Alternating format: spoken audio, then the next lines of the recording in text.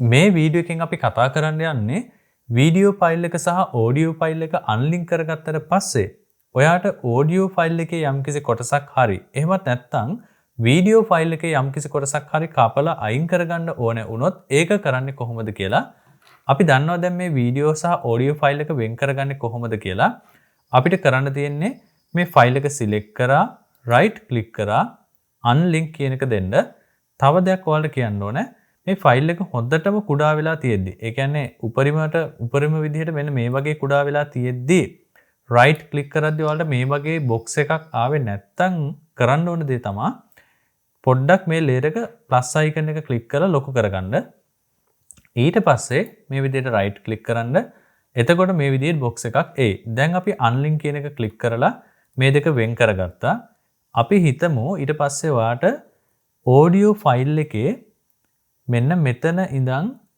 මේ හරියට එනකන් කපලා අයින් කරගන්න ඕන කියලා. එහෙම නැත්නම් අපි හිතමුකෝ මේ වීඩියෝ එකේ තියෙන්නේ විනාඩියයි තප්පර 56ක් තමයි වීඩියෝ එක තියෙන්නේ. ඔයාලට තප්පර 10 ඉඳන් 15 කියන කොටස audio file එක විතරක් කපා ගන්න ඕනේ. දැන් අපිට කරන්න තියෙන්නේ මෙතන තමයි තප්පර ගන්න තියෙන්නේ. අපි තප්පර 10 සිලෙක්ට් කරනවා. මිලි තප්පර වල බිංදු දෙක විතරක් ක්ලික් කරනවා. ඊට පස්සේ enter දැන් තප්පර 10 ගාව තියෙන්නේ. ඊට පස්සේ අපි කපා ගන්න ඕන නම් C බටන් එක ප්‍රෙස් කරනවා. C අකුර ප්‍රෙස් කරනවා. ඊට පස්සේ මේ විදිහට cut tool එක එනවා. දැන් අපිට තියෙන්නේ මේ audio file එක කෙලින් ගිහිල්ලා නිල් පාට ඉර තියෙනවනේ. මේ නිල් පාට ඉර කෙලින් ඇවිල්ලා මේ audio file එක තියෙන layer එක ගාවට ඇවිල්ලා මෙන්න මේ විදිහට එකපාරක් ක්ලික් කරන්න. right ඊට පස්සේ තප්පර 15 ගාවින් තමයි අනිත් කොටස කැපෙන්න ඕන. මෙතන තප්පර 15 දුන්නා. enter එක press කරා. ඊට පස්සේ නැවත මෙතනට ඇවිල්ලා එකපාරක් click කරන්න. දැන් ඔයාලට පේනවා මේක අපි පොඩ්ඩක් ලොකු කරගමු. plus icon එක click කරලා ඊට පස්සේ නැවත V අකුර press කරලා අපි mouse point එක තිබ්බ තත්ත්වයට ගන්නවා. right දැන් ඔයාලට පේනවා මෙතන කැපිලා තියෙන්නේ audio part එක විතරයි. ඉස්සෙල්ලා අපි file එකේ කපනකොට එක තැනක් කැපුවොත් ඒ කියන්නේ audio file එක සම්පූර්ණ video file එක තියෙනකොට video file එක කපනකොට audio එකයි video එකයි දෙකම කැපුණා. හැබැයි දැන් අපි මේ දෙක unlink කරලා තියෙන නිසා මේ part එක විතරයි. ඒ කියන්නේ audio part එකේ අපිට ඕන තැනක් විතරක් කපලා අයින් කරගන්න පුළුවන්. එතකොට video part එකේ video file එකේ ඒ part එක delete වෙන්නේ නැහැ. කැපෙන්නේ නැහැ. right මේ part එක අපිට අයින් කරගන්න ඕනේ.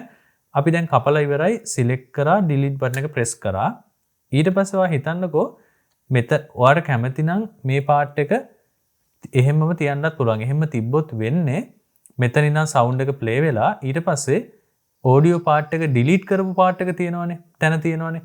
එතන voice එකක් හරි නැත්නම් music එකක් තිබ්බනම් music එක හරි play වෙන්නේ නැතුව තියෙයි. ආපහු මෙන්න මෙතන ඉඳන් නැවත voice එක හරි music එක හරි play වෙයි ඔයාලගේ වීඩියෝ එකේ තියෙන විදිහට.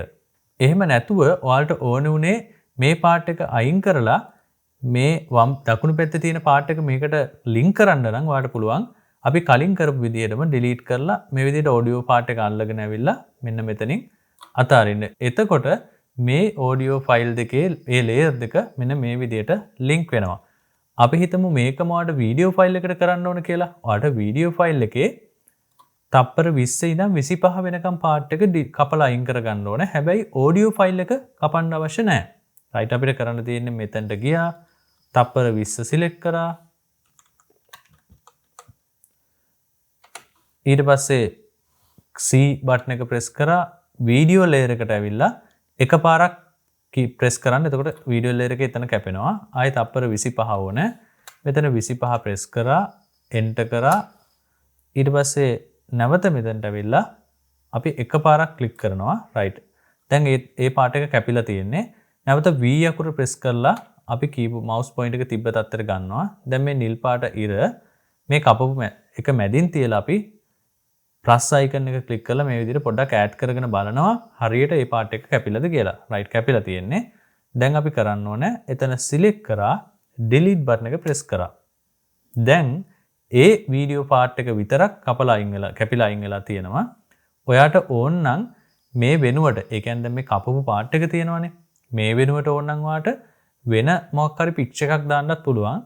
අපි මෙතන පික්චර් එකක් තියෙනවා ඒක දාලා බලමු. මෙතන ඔයාලට පේනවා logo small කියලා තියෙන පික්චර් එකක්. මේක මෙන්න මේ විදිහට ක්ලික් කරගෙන ඇවිල්ලා අපිට මෙතනින් දාන්න ඕනේ. මෙතනට අත අරින්න පුළුවන්. නමුත් ඔයාලා හිතන්නකෝ මෙතනට අත අරිද්දී දැන් මෙතනට ආවට පස්සේ මේක ටිකක් දිගට තියෙනවා කියලා. ඒ කියන්නේ මේ පොයින්ට් දෙක මෙතන මේ වීඩියෝ ෆයිල් එකේ වම් පැත්තේ පටන් ඉවර වෙන තැනයි දකුණු පැත්තේ ඉවර වෙන තැනටත් එහාට දිගට මේක තිබ්බොත් ඔයාලට කරන්න තියෙන්නේ මුලින්ම මේක උඩින් දාගෙන ඊට පස්සේ අත අරින්න. අත ඇරලා ඔයාලට පුළුවන් මවුස් පොයින්ටර් එක ගෙනිච්චට පස්සේ දැන් මවුස් පොයින්ටර් එක දැනට මෙන්න මේ විදිහට තියෙන්නේ.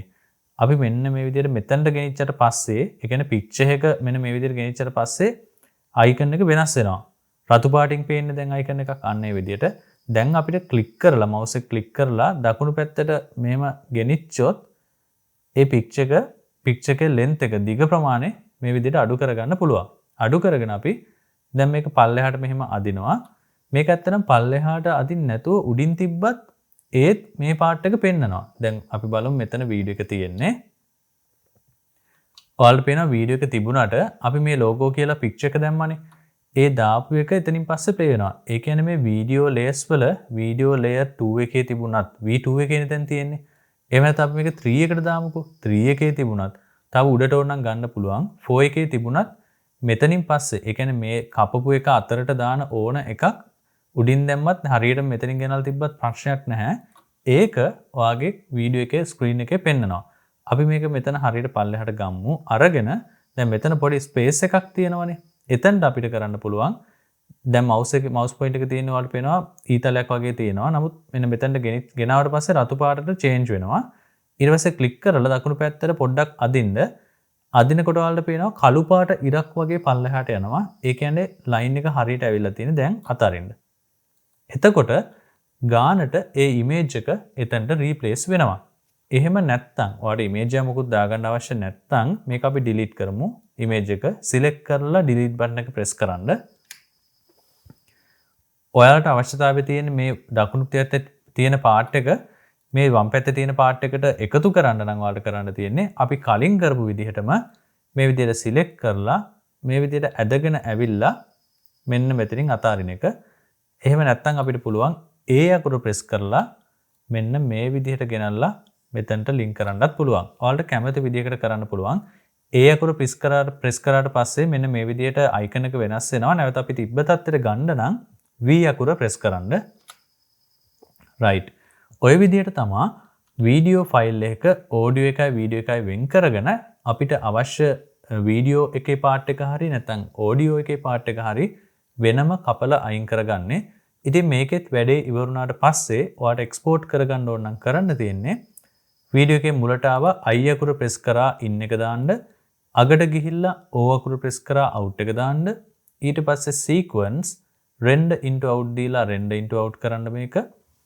ඊට පස්සේ දැන් මෙහෙම වීඩියෝ එක play වෙවි තිබුණොත් play වෙවි තියෙද්දි export දෙන්න එපා. මෙතන click කරලා stop කරගන්න. ඊට පස්සේ මෙතන මේ project panel එකේ තියෙනවනේ icon කීපයක්. එතනින් ඔයාලා select කරන්න ඕන මෙන්න මේ ගඩොලේ වගේ තියෙන icon එක තියෙනවනේ පොඩි ගඩොල් set එකක් තියලා වගේ තියෙන්නේ. අන්න ඒක select කරලාම export කියන එක දෙන්න. ඒක ටිකක් හොඳයි එහෙම දෙන එක. සමහරවිට නැත්නම් export නොවෙන්න ඉඩ තියෙනවා. file export media මෙතන අපි දෙනවා වීඩියෝ එකක් නම් H264 කියන එක. එතකොට මෙතන preset එක matte source high bitrate කියලා auto change වෙනවා. output name කියන තැනින් location එක දීලා export කියන එක press කරනවා. එතකොට මේ වීඩියෝ එක export වෙනවා. එහෙනම් අපි ඊළඟ වීඩියෝ එකෙන් හම්බෙමු.